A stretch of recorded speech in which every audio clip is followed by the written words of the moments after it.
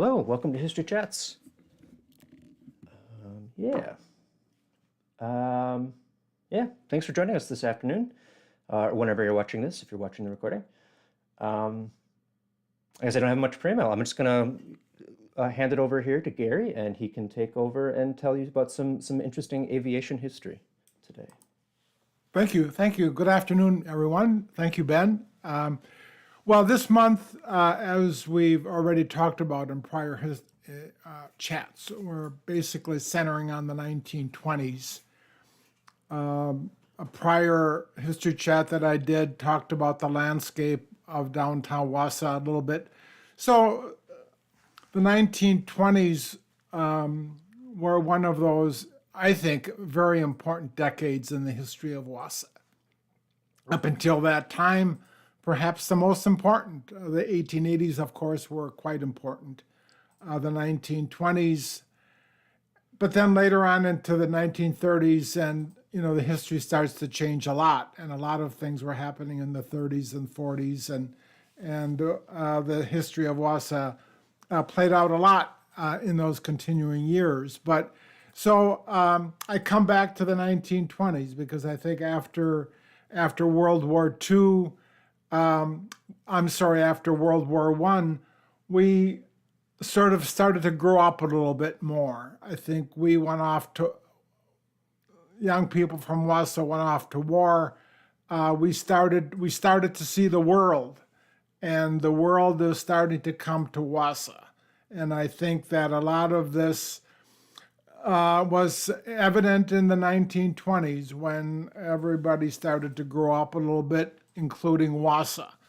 And one of the stories of Wausau in the 1920s, which I think is quite important, is the story of aviation, the story of airplanes, the story of airports, the story of how we got where we are with regard to airports and all that. So that's the 1920s. And so let's, in 15 or 20 minutes, let's see some of the stories that were involved in the 1920s with regard to airplanes and airports.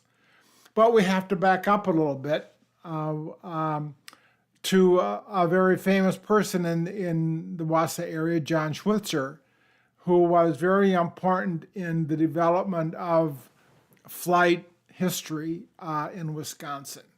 He was right here, a Wausau person, with this plane taking off and flying it around the metropolitan area.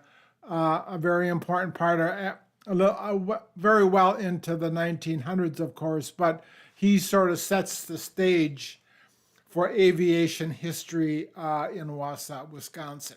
And of course, he is well noted for having the Wisconsin's first home-built flying machine, 1911, near this location, this historical society marker, gives a testament to the work that John Schweitzer did like the marker says, 1911, 1912. So this is the background of Wausau, and this marker is evident of that early interest that we have here in Wausau with regard to aviation. But a little bit about today. So we're going to talk about the Wausau Municipal Airport, that little chunk of land on the southeast side of Wausau, south of Lakeview Drive, at one time attached to the Marathon County Home and Hospital, now the North Central Healthcare, but all that land on the bordering of Lake Wausau, the Wisconsin River, that little land which would eventually become, like it says on the map, Wausau Municipal Airport. So I'm going to skip ahead a little bit into the 1920s, into about 1926. Let's make it 1927. When Major Dargu, I hope I'm pronouncing it right, comes to Wausau.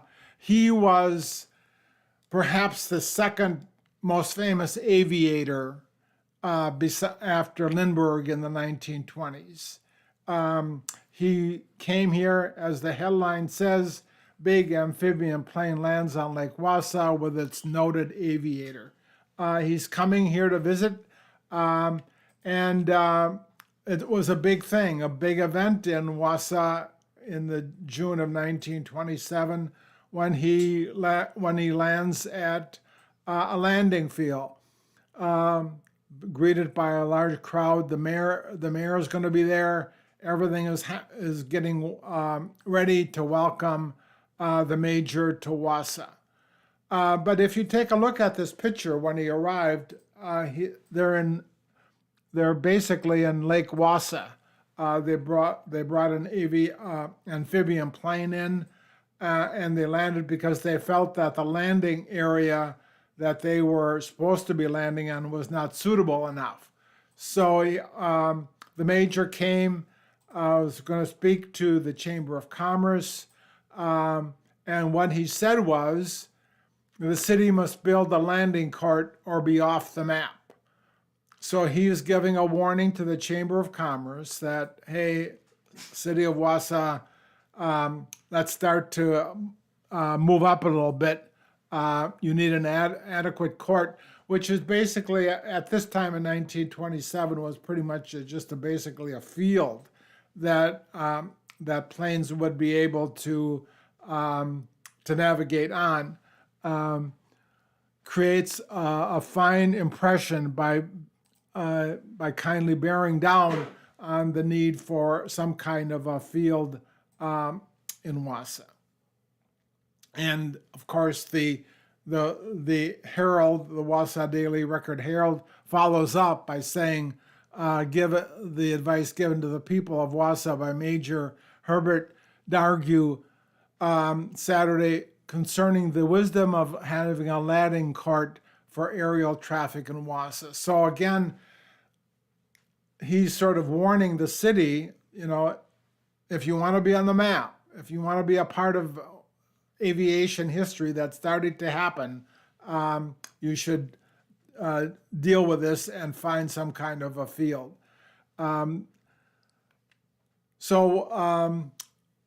Also at this time in the drive for a field, building up a field for aviation, airlines were being organized, and and this is sort of a smaller segment of our history here in Wausau, but there was a Northern Airways Company Incorporated, has agency for the Waco Plains. Again, the increased desire, the increased need for aviation here in Wausau, and John Wood, which we'll of course talk about a little bit later, was instrumental in starting of this airplane company. So then it didn't take long. November of 1927, the governor comes to Wausau. Governor Zimmerman expresses the appreciation of entertainments and courtesies for laying the cornerstone of the new airport hangar, what would become Wausau Airport. Large crowd, again, a large interest in the development of aviation here in Wausau when the governor comes and lays that cornerstone for that hangar.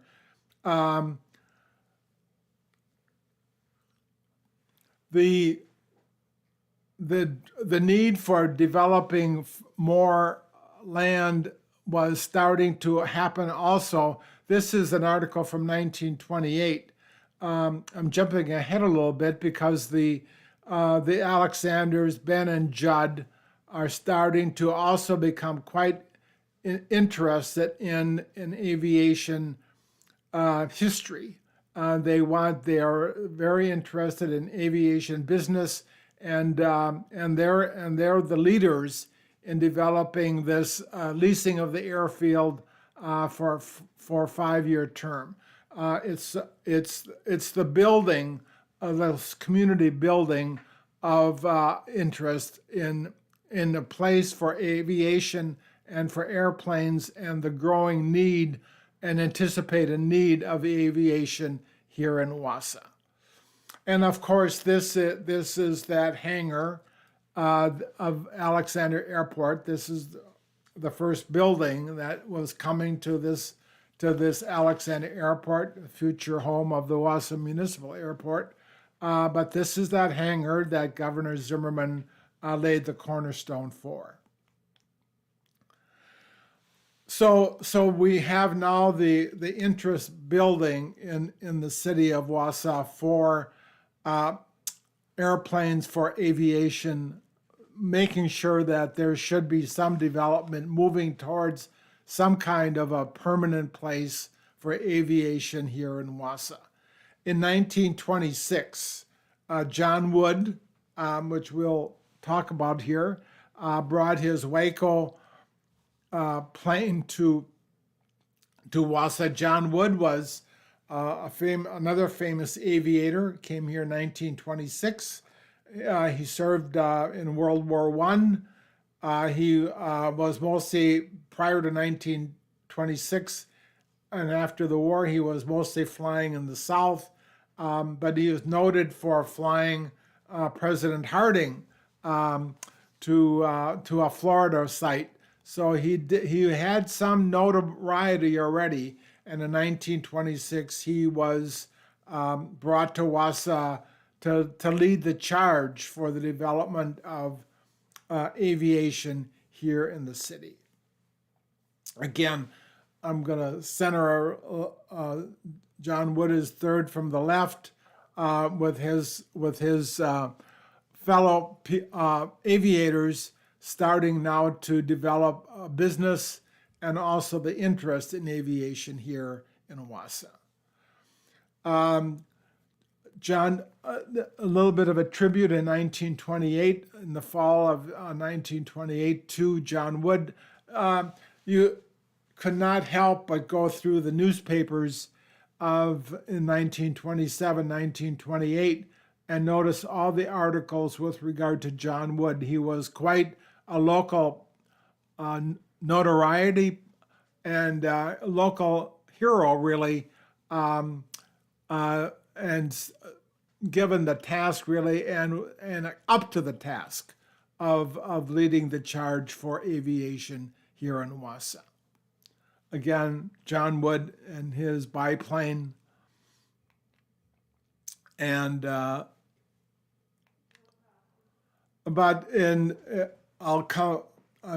going to the end of 1929. He was killed in an airplane accident in California when he was flying. So Wausau really took his death quite seriously. He was, like I said, really a hero in the city, really something that could be noted.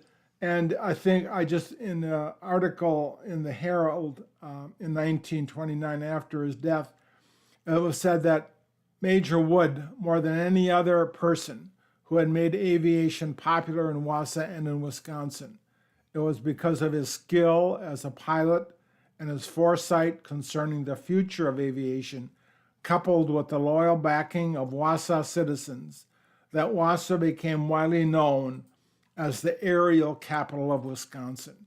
He was largely instrumental in the development of aviation in the state and indeed within the nation. And he was here in Wausau. If there's any, I think he ranks as one of those people in our history that deserves a statue, specifically on the grounds of the Wausau Municipal Airport. So Wausau was very proud of him. And the editorial towards the end sort of remarked a little bit about what the newspaper was saying about the future. Wausau, which is grieving long-distance flyers who have lost their lives within the last 2 weeks, if it is not time to end such contests and to let aviation settle down to its legitimate purpose in the scheme of modern life as a speedy, effective, and most instances a safe means for the transportation of passengers and mail from one part of the country to the next. So WASA was starting to see, as evidence in this newspaper article, that there was a larger story here.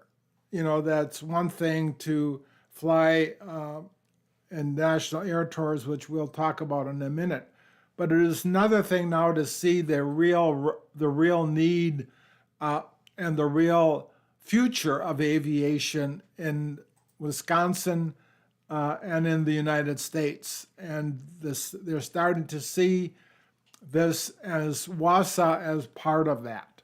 And I think John Wood was essential in bringing that to WASA. And of course, it was also recognized, this is a headline from the Wisconsin Rapids newspaper, 1928, Marathon County seat known as an air-minded community. Again, another reference to that sort of WASA as being the center of aviation in Wisconsin. So this little headline in the Wisconsin Rapids newspaper, again, testifies to that fact. And the minor headline would being Wausau Airport area, impetus to behind Wausau Airport idea. So again, John Wood, Wausau, and as an air-minded community. As part of that, of course, was some events that put Wausau on the map. I'll just highlight two of these. One was the Wausau Air Olympics, the National Air Tour, 1928. And indeed, it put Wausau on the map. I mean, there it was, the Air Tour starting in Detroit and then winding its way across the continent, across the United States, and then eventually winding its way back to Wausau. So Wausau was with the big boys, St. Paul, Fargo, a lot of other larger cities, but Wausau was also on that map. So it put us, like I say, on a map. And we really never got over the fact that indeed Wausau was an important part of that air tour. And again, a big part of that air tour was Pilot Wood leaves tomorrow for the National Derby. He was part of the air tour, and again, some photos of his biplanes in the air in 1928. This is when that air tour landed in Wausau on that field. Again, 1928 National Air Tour made a midday stop. Then it would eventually be going over to Michigan. Again, Wausau, great enthusiasm for this air tour. Throngs greet airmen, Wood given royal reception on arrival on National Air Tour. Again, he was a part of that air tour, bringing great notoriety to Wausau. Again, another photo of that National Air Tour as it landed in Wausau. A lot of planes, a lot of interest again in this National Air Tour in 1928 in Alexander, on Alexander Field. And then the great highlight was that Wood zooms across finish line, winner and annual air tour. So again, bringing notoriety to Wausau and to John Wood himself in July of 1928. This was the 1928 tour was followed up with a 1929 tour also, which was also which also landed at Wausau. Again, high interest in this at Alexander Field in 1939. Again, Wausau, again, like I said earlier, it put Wausau on the map, and we now had our airport, we had the hangar, Alexander Field. We now, as the decade closed, we had come a long way in those years. We are now ready for the 1930s and the further advancement of aviation in Wausau, in Wisconsin, as well as in the United States. And Wausau will certainly be a big part of that aviation history as we go throughout the rest of the century. So with that, I close. I hope you enjoyed a little bit of a tour of some of the brief moments of our aviation history in the 1920s, but it was quite significant because it played really the large role that aviation in the early days of the history of Wisconsin, and that history was played out here in Wausau, Wisconsin, and we played a big part of it. John Wood was a big part of it, and the community was also a big part of it. And that history, of course, continues to this present day. So with that, I'll turn it back to Ben. Yeah, awesome. Yeah, as Gary said, the air travel and sort of the novelty of flight is a big part of the 1920s, as it would continue to be throughout the rest of our history, to an extent to this day, right? But in the 1920s, again, Gary mentioned at the top, we've been doing some 1920s themed things this month, looking back 100 years to the middle. Here we're getting in the middle in 1924, 100 years ago. Part of this is because we are getting ready for a new exhibit, which is going to be largely themed around the 1920s, and that'll be going up this year in 2024. And so next week, I'm going to do a little bit, I'm in the process of shooting and editing this, but so we'll have a video here talking about, hey, the parks exhibit is down. It's going to be a little while before we get the new exhibit up. We'll probably be returning to the 20s as occasionally over the course of this year for things here and there when it occurs to us. But yeah, the actual space, what is it actually, what entails taking an exhibit down? And why does it take us so long to put up a new one? So just a little behind the scenes there. And so, yeah, that should be fun. That'll be next week. And then, next month, the week after that, February, we're going to be taking some journey through the county and looking at some places. But more on that, when we get to that. So in the meantime, I hope you all have a wonderful week. And rest of your day or whatever you're watching this. And we will see you next week for some more history chats.